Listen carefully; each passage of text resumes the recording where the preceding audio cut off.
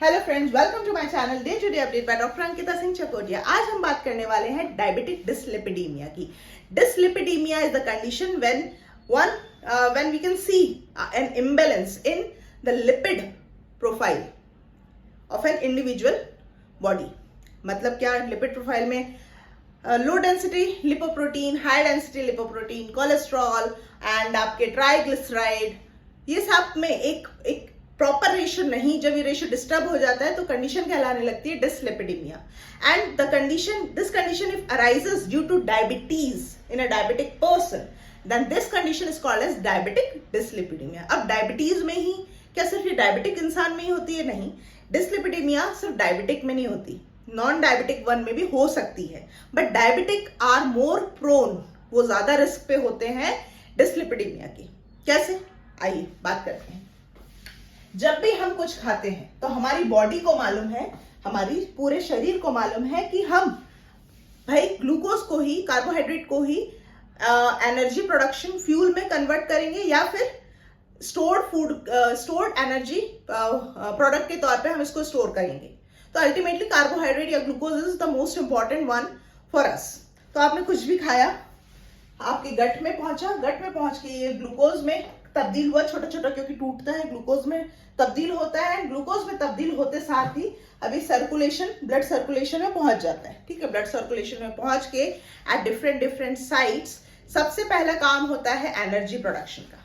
ठीक है, तो सबसे पहला काम शुरू होता है ग्लूकोज का। 3 फेट होते हैं अल्टीमेटली हमारे बॉडी में आने के बाद में। तो पहला फेट जो है, जो कि एट प्रायोरिटी है, वो है एनर्जी प्रोडक्शन, जो कि एट डिफरेंट पाथवे से गुजर के फाइनली हमें, बहुत सारे स्टेप से गुजर के फाइनली हमें एनर्जी मिलती है in the form of ATP molecule. Lovely, ATP मिल गई। ठीक है, इनफ अमाउंट ऑफ एटीपी मिल गई। बट समस्या ये है कि अभी भी डायबिटिक के केस में तो क्या है, ग्लूकोज पूरा का पूरा जो आप यूज करते हैं, खाते हैं या बॉडी में आपको आया है, वो आप यूज तो कर नहीं पाते हैं। हालांकि कोई नहीं कर पाता, सबके ब्लड में ग्लूकोज थोड़ा बहुत रहता ही है, बट डायबिटिक के केस में थोड़ा ज्यादा होता है। तो अभी भी इनफ अमाउंट ऑफ ग्लूकोज आपके ब्लड में घूम रहा है। ठीक है, अब क्या काम होगा, दूसरा फेट शुरू होगा। दूसरा फेट में है कि अब इसको स्टोर कर लो भाई, बॉडी को सिग्नल पहुंचता है ब्रेन से, ठीक है अभी भी घूम रहा है ना, कोई बात नहीं, इसको स्टोर कर लो। फास्टिंग के केस में, एक्सरसाइज के केस में ना, ये स्टोर्ड कार्बोहाइड्रेट हम यूज करेंगे फॉर दिस एनर्जी प्रोडक्शन के लिए। तो अब आता है ग्लाइकोजेनेसिस।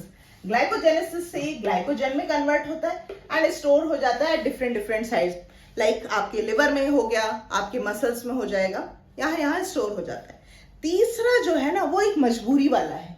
तीसरा Krebs cycle and at by passing through different pathway, जिसका कि नाम है लाइक क्रैब साइकिल, भी एक ग्लूकोज मॉलिक्यूल 2 एसिटाइल कोएंजाइम बनाता है।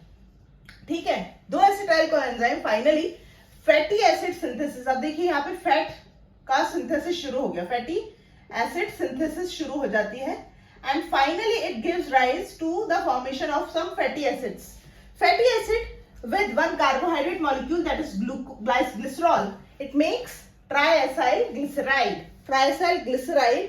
और ये सारी कहानी ना, ये दोनों जो फेट है ये लिवर में हो रहे होते हैं, ये दोनों चीजें लिवर में होती है। ठीक है, लिवर में ही ट्राइसाइल ग्लिसराइड बन गए। ट्राइसाइल ग्लिसराइड भी प्रचुर मात्रा में बन चुके हैं।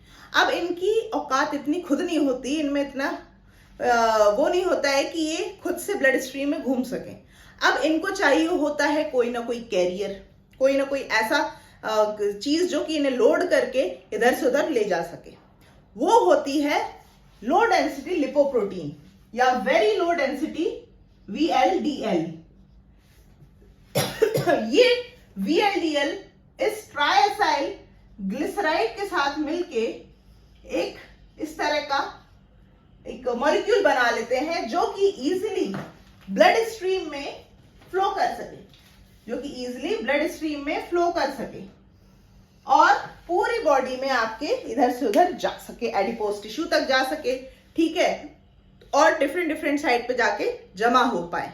ठीक है, तो इन दिस वे जब आपकी बॉडी में एक्सेस ऑफ ग्लूकोज है, even after these two pathway अभी भी एक्सेस ग्लूकोज बचा है, तो वो एक्सेस ग्लूकोज यहाँ पे शुरू हो जाता है उसका मेटाबॉलिज्म। यहाँ जैसे ही शुरू होगा ट्राइएसाइलग्लिसराइड बनेंगे, ट्राइएसाइलग्लिसराइड VLDL लिवर को सिग्नल जाता है कि ट्राइएसाइलग्लिसराइड बन गए हैं, अब ये ब्लड स्ट्रीम में नहीं जा पा रहे हैं, तो तुम बनाओ क्या, लो density lipoprotein which is also a type of lipid. अब ये साथ में इसको ब्लड स्ट्रीम में ट्राइएसाइलग्लिसराइड के साथ में ब्लड स्ट्रीम में घुमाना शुरू कर देते हैं और ये अलग अलग साइड पे डिपॉजिट होना शुरू कर देते हैं एट पेरिफेरल टिश्यूज में। ठीक है, एक समस्या एक जो शुरू हो जाती है वो है आपके आर्थेरोस्क्लेरोसिस। दैट मीन्स आपकी आर्टरीज में भी ना ये फैट जमा होने लगता है, जिसकी वजह से आपका ब्लड सर्कुलेशन फ्री नहीं रहता, रुक रुक के होता है और समस्याएं और भी गंभीर हो जाती हैं। So this is how a diabetic और a diabetes can give rise to the formation, can give rise to the dyslipidemia in someone's body. So I hope ये कॉन्सेप्ट कि क्यों डायबिटिक के केस में ये हो रहा है, ये वाले फेट की वजह से ये क्लियर हो गया होगा। अगर हुआ है अच्छे से तो please hit the like button, share this video with your friend and please subscribe my channel. मिलते हैं आगे के इसी तरह के इंटरेस्टिंग लेक्चर के साथ में। Till then stay safe and stay blessed. Bye bye.